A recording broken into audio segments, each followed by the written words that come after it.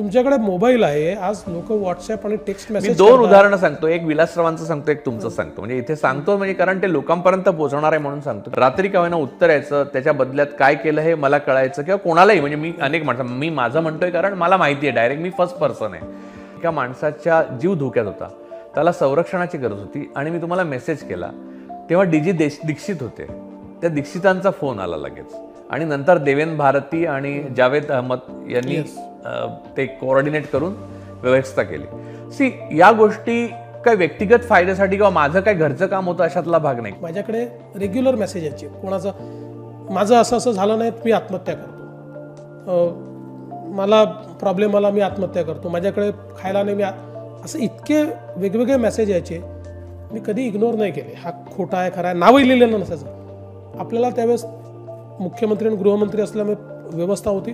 मी तात्काळ कमिशनर इंटेलिजन्सला पाठवायचो, त्यांना सांगायचो की हे कुठे शोधून काढा, त्या पोलीस स्टेशनला कळवा, त्या पोलीस स्टेशनच्या माणसाला त्यांच्याकडे पाठवा, त्यांचा काय प्रॉब्लेम आहे तो सॉल्व्ह करा. 100 तरी प्रॉब्लेम असे सॉल्व्ह केले आहेत. एवढंच नाही, अगदी आत्ता तुम्हाला सांगतो की सोलापूरमधनं मला 2 मेसेजेस आले आणि त्यांनी त्यात एवढं लिहिलं होतं की आमच्याकडे खायला देखील काही उरलेलं नाही, काही करून आम्हाला मदत करा.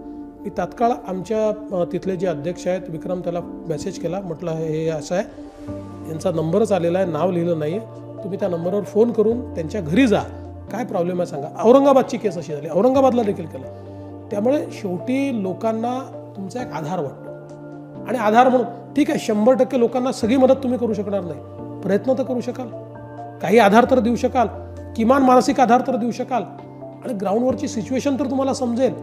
आणि म्हणून ही कनेक्टिव्हिटी तर असलीच पाहिजे असं माझं मत आहे. I would like to also thank the Honorable CM Saab, because he really is my 3 and 4 AM friend. Because he really is my 3 and 4 AM friend.